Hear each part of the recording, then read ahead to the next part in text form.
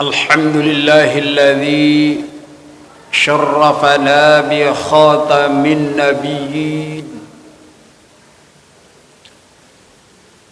إذ كنا خير أمة أخرجت للعالمين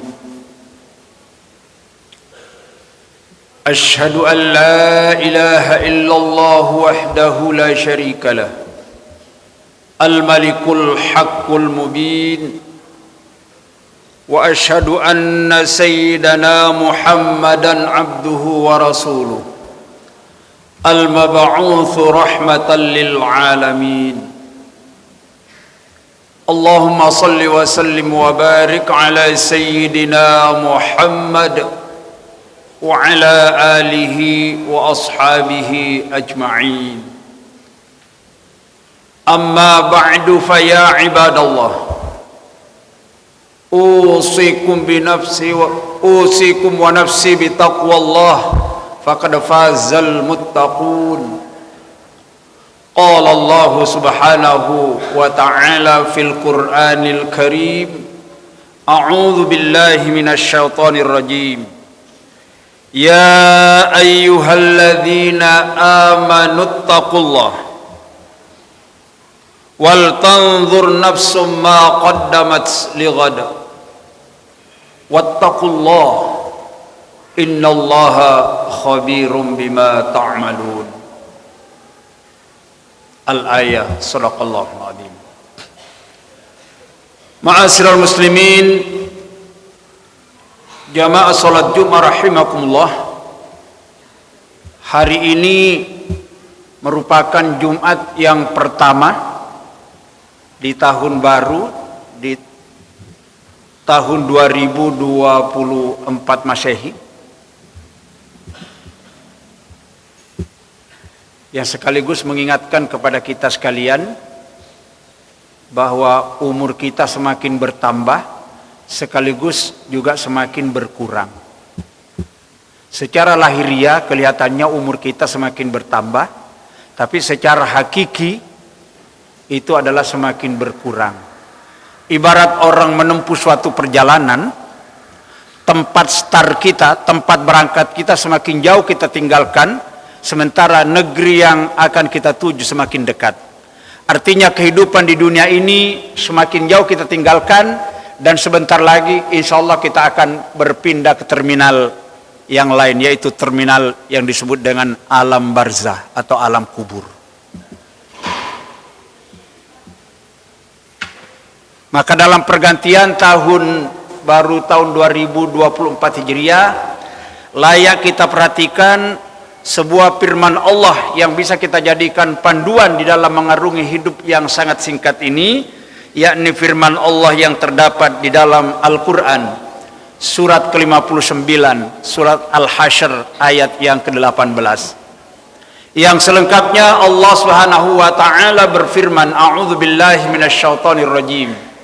Ya ayyuhalladzina amanu, yang artinya wahai seluruh orang-orang yang beriman, dimanapun ia berada, siapapun orangnya, apapun status sosialnya, asalkan dia beriman, dipanggil oleh Allah Subhanahu wa taala.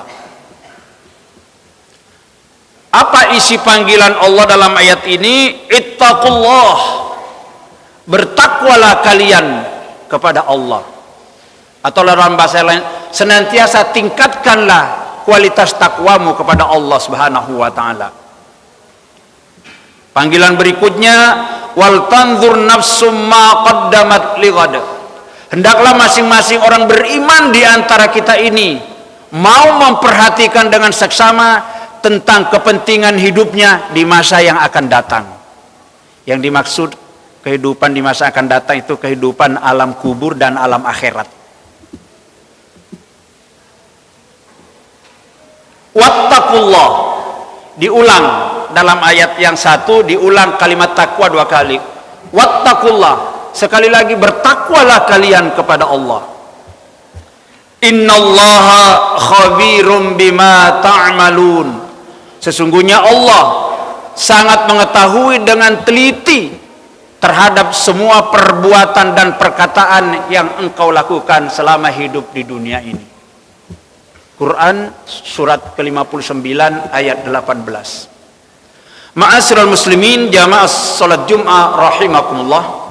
Dari firman Allah yang kita baca ini terdapat beberapa pelajaran yang bisa kita jadikan panduan, bisa kita jadikan pedoman hidup, terutama di saat-saat di penghujung umur kita yang tinggal sedikit ini. Ya. Ayat ini diawali oleh Allah dengan kalimat panggilan, ya ayyuhalladzina amanu, wahai seluruh orang-orang beriman. Yang manggil Allah, yang dipanggil hanya orang-orang beriman. Siapa orang-orang beriman itu? Insya Allah kita semuanya termasuk di dalamnya. Dipanggil, wahai seluruh orang-orang beriman, tanpa kecuali.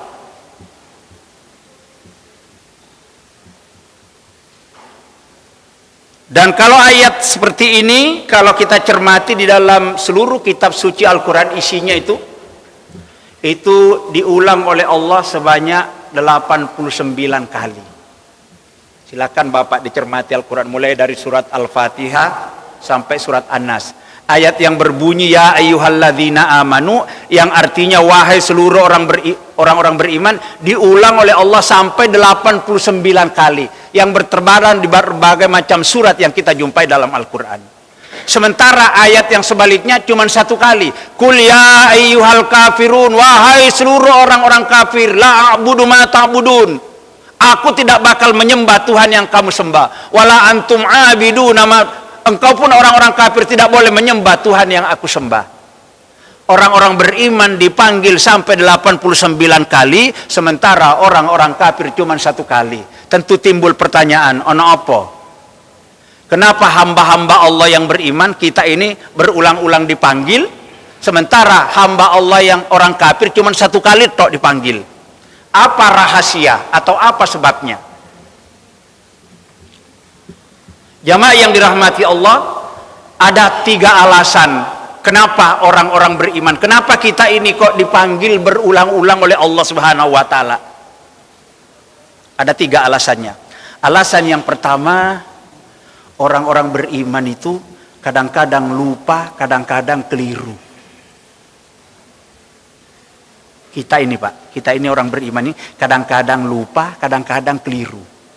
Masa ada orang di antara kita nggak pernah lupa, nggak pernah keliru? Ya nggak ada ta.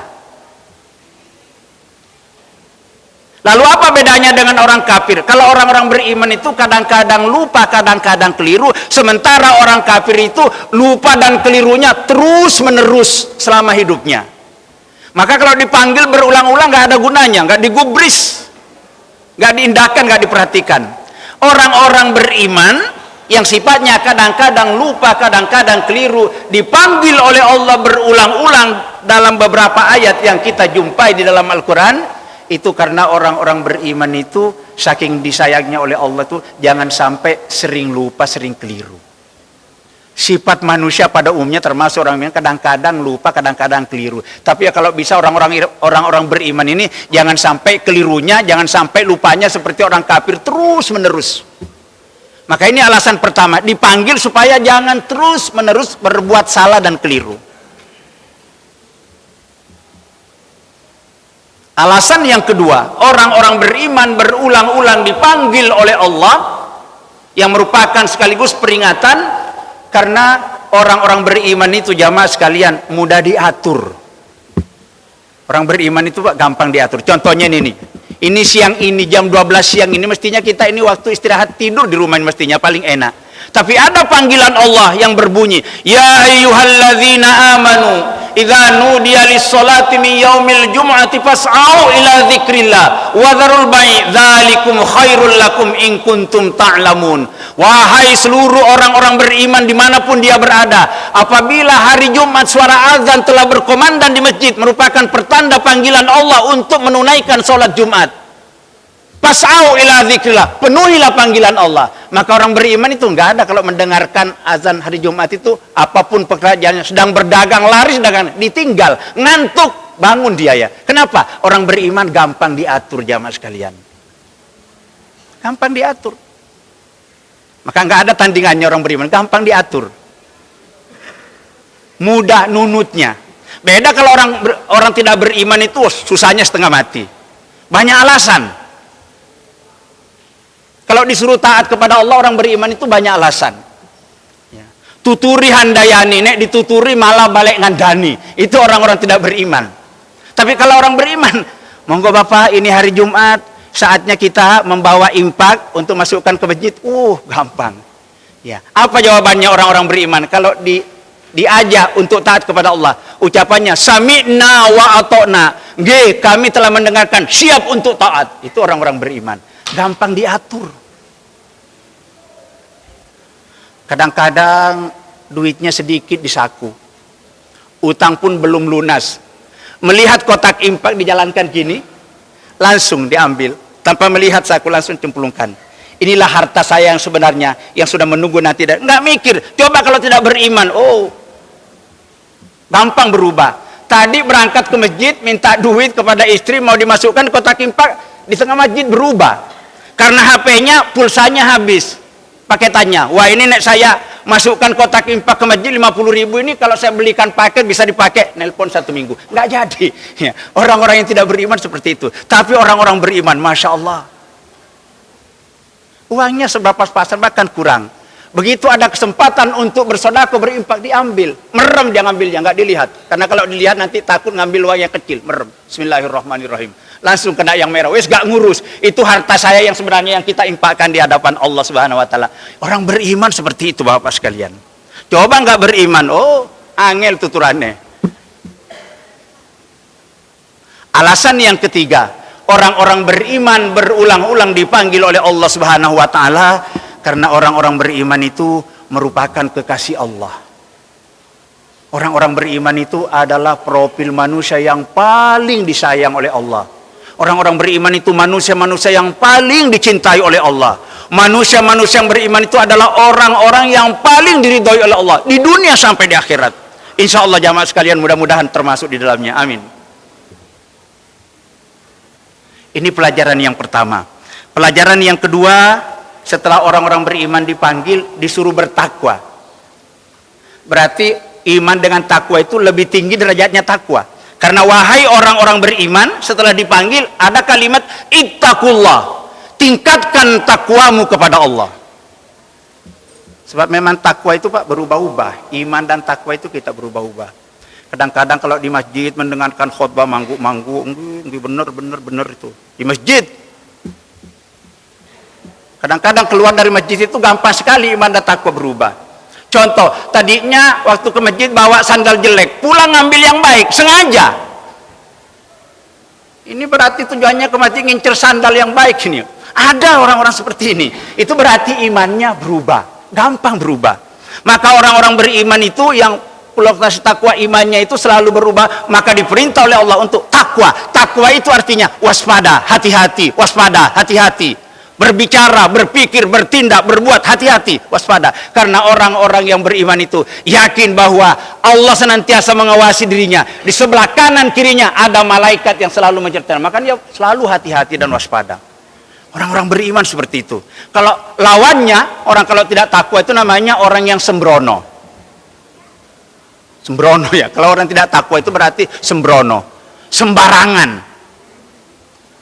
Tapi orang bertakwa, karena takwa itu artinya waspada dan hati-hati. Dalam hal apa? Dalam berpikir. Jangan-jangan pikiran kita keliru ditiru orang lain. Jangan bertutur kata. Jangan-jangan tutur kata kita keliru ditiru orang lain.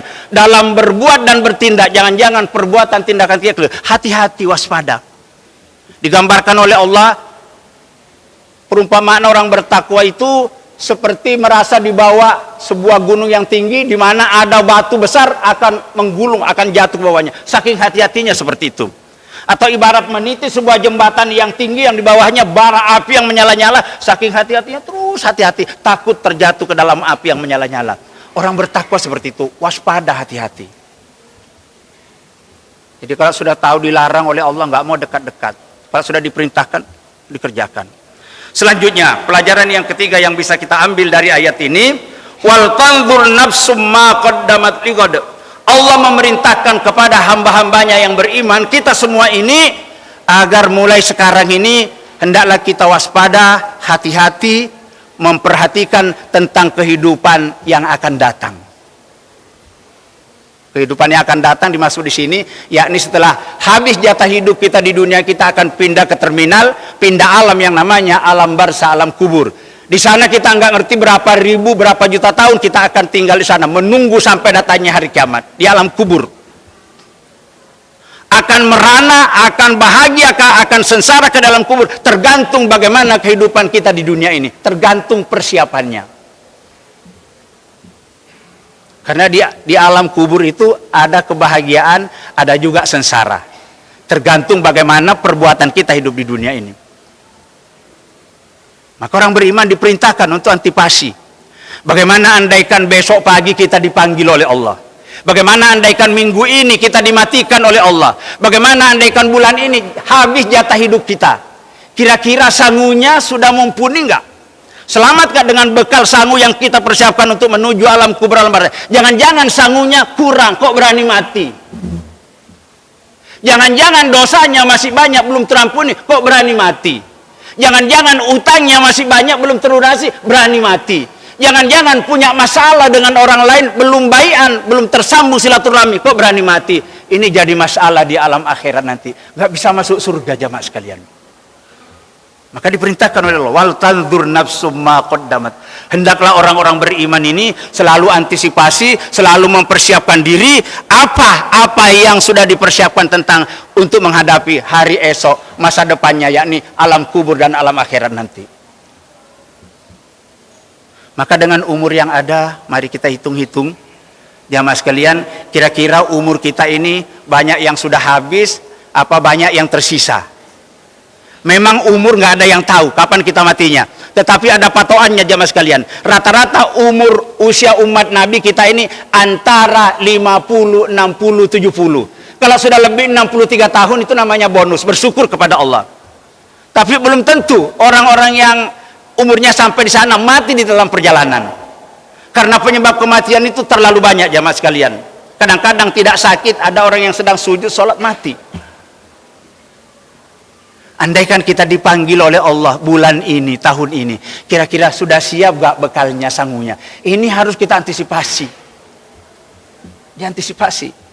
Andaikan kita dipanggil oleh Allah besok pagi atau dalam minggu ini, kira-kira dosa-dosa kita sudah terampuni belum? Sudah bertaubatkah kita kepada Allah dengan dosa-dosa yang kita lakukan kepada Allah? Sudah minta maafkah kita kepada orang lain dengan dosa-dosa yang kita lakukan terhadap? Jangan-jangan kita berani mati membawa dosa, gak bisa masuk surga, kata Rasulullah SAW. Orang yang berani mati bawa dosa gak bisa masuk surga. Nah kalau gak ke surga kemana? Wal tanzur nafsur, perhatikan ini, karena kita ini pasti mati bapak sekalian. Kita takut mati tetap mati, berani mati tetap mati, lari dari kematian, sembunyi dari kematian tetap mati, karena kematian itu pasti akan datang. Dan anehnya itu nggak pernah ngomong kalau nanti hari ini jam sekian gini, tiba-tiba saja kalau datang kita lari pun akan kita kejar. Waktunya kalau datang dadaan bapak-bapak sekalian. Maka wal tanzur nafsur, perhatikan. Terutama orang yang gemar berutang. Orang berutang itu ada dua. Ada orang ngutang karena terpaksa. Bukan tidak boleh, boleh. Tetapi yang dilarang itu orang yang terlalu doyan ngutang. Hobinya ngutang. Sepeda motornya masih bagus, dijual, kredit lagi. Mobilnya bagus, ketinggalan, dijual, kredit lagi. Ya. Sofanya masih bagus, dirombeng, kredit lagi. Apa-apa dikredit. Rumahnya masih bagus, dirobohkan lagi, kredit lagi ya. Hati-hati, kalau kita punya utang kepada siapapun, mati tidak ada yang tanggung jawab, gak bisa masuk surga jamaah sekalian. Jangan-jangan besok pagi kita dipanggil oleh Allah. Jangan-jangan minggu ini datang malaikat sang pencabut nyawa, malaikat Israel mencabut nyawa kita dalam keadaan kita punya utang. Gak selamat kita di alam barzah nanti. Wal tanzur nafsum ma qaddamat ligad. Yang terakhir yang harus kita antisipasi, andaikan di antara kita sesama manusia, yang namanya manusia itu tidak selamanya kita baik dengan orang lain. Kadang-kadang kita berupaya untuk baik dengan orang lain, tapi orang lain ngajak kita jelek, sehingga kita kadang-kadang terjadilah putus persaudaraan. Bertemu nggak mau jumpa, kalau ketemu dengan satu-satunya nyalip, oh ini pindah ke gang yang lain, saking mangkelnya nggak mau ketemu. Ya. Apalagi pernah merugikan orang lain, pernah ngutang nggak mau bayar misalnya, atau pernah mengambil barang-barang orang, merugikan orang lain, itu kalau tidak diselesaikan sampai putus silaturahmi, putus hubungan kita, sampai tidak bertegur sapa lebih dari 3 hari, maka kata Rasulullah tidak bisa masuk surga. Mari dalam pergantian tahun ini antisipasi Bapak sekalian, karena kita pasti kita akan mati. Takut mati dalam keadaan belum siap sakunya, takut mati dalam keadaan kita dosanya belum terampuni, takut mati dalam kita punya masalah dengan orang lain belum baian dipanggil oleh Allah, takut mati dalam keadaan utang kita belum terlunasi. Maka melalui pergantian tahun ini, mari kita berupaya sesuai dengan tuntunan Rasulullah SAW yang disabdakan dalam hadisnya. Kata Rasul, "Man kana yaumuhu khairam min amsihi fahuwa rabihun." Siapa orang, kata Rasul, dalam pergantian tahun ini apalagi, siapa orang hidupnya hari ini, hidupnya minggu ini, hidupnya bulan ini, bahkan hidupnya tahun ini lebih baik daripada hari-hari yang sudah ia lalui, itu pertanda orang-orang yang beruntung dan orang-orang yang mujur. Wa man kana yaumuhu mithla amsi fahuwa khasirun. Siapa orang hidupnya hari ini, hidupnya minggu ini, hidupnya bulan ini dan tahun ini same mawon, alias tidak ada peningkatan dengan hari-hari yang sudah ia lalui, fahuwa khasirun, itu pertanda orang rugi, kata Rasulullah. Enggak ada peningkatan, berkembang enggak, turun juga enggak, rugi, kata Rasul. Yang paling kita khawatirkan dan kita takuti, sebagaimana sabda Rasul, "Wa man kana yaumuhu syarram min amsihi." Siapa orang hidupnya hari ini, hidupnya minggu ini, hidupnya bulan ini, bahkan tahun ini lebih jelek daripada hari-hari yang sudah ia lalui, itu pertanda orang akan celaka dan binasa. Na'udzubillahi min dzalik. Mudah-mudahan kita tidak termasuk orang yang umurnya semakin bertambah, alam kubur semakin dekat, kok amal perbuatannya semakin jelek, Bapak saya. Mudah-mudahan kita tidak termasuk ini. Mudah-mudahan kita menempati urutan pertama, umur kita semakin bertambah, negeri akhirat semakin dekat, tapi amal perbuatan kita, iman dan takwa kita juga semakin meningkat, hubungan baik dengan sesama manusia juga semakin baik. Insya Allah kalau kita bisa berbuat seperti ini, maka kita akan menjadi orang-orang yang beruntung, berbahagia, selamat, sentosa, sejahtera di dunia ini sampai di hadapan Allah Subhanahu wa ta'ala, insyaallah. Amin amin ya rabbal alamin.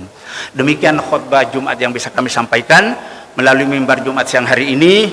Semoga Allah Subhanahu wa ta'ala menerima segala amal ibadah kita dan pahalanya dilipat gandakan, dan semoga dosa-dosa dan kesalahan yang kita perbuat kepadanya senantiasa diampuni oleh Allah Subhanahu wa ta'ala, demi kebahagiaan keselamatan kita fid dini wad dunya wal akhirah. Amin amin ya rabbal alamin. A'udzu billahi minasy syaithanir rajim. Bismillahirrahmanirrahim. Wal 'asri innal insana lafi khusrin illa alladzina amanu wa 'amilus solihati wa tawasaw bil haqqi wa tawasaw bis sabr. Barakallahu li wa lakum fil Qur'anil karim wa nafa'ani wa iyyakum bima fihi minal ayati wadh dzikril hakim. Wa taqabbal minni wa minkum tilawatahu innahu huwal ghafurur rahim.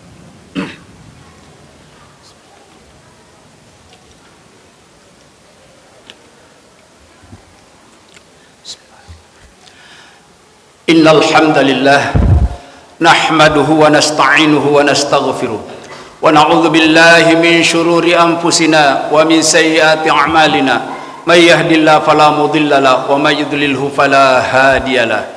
Asyhadu an la ilaha illallah wahdahu la syarika lah wa asyhadu anna sayyidana Muhammadan abduhu wa rasuluh la nabiyya ba'da. Allahumma salli wa sallim wa barik ala Muhammad wa ala alihi wa sahbihi wa mawala. Amma ba'du fa ya ibadallah, usikum wa nafsi bi taqwallah. Ittaqullah haqqa tuqatih wa la tamutunna illa wa antum muslimun.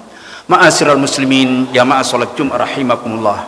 Untuk mengakhiri khutbah yang kedua ini, mari kita bersama-sama bermunajat, berdoa, memohon kehadirat Allah Subhanahu wa taala. Mudah-mudahan dalam pergantian tahun ini, dari tahun 2023 kita memasuki tahun 2024, agar kita lebih waspada dan hati-hati menggunakan kesempatan dan sisa hidup yang ada ini, agar kita bisa selamat bahagia di dunia sampai di akhirat kelak. Amin ya rabbal alamin.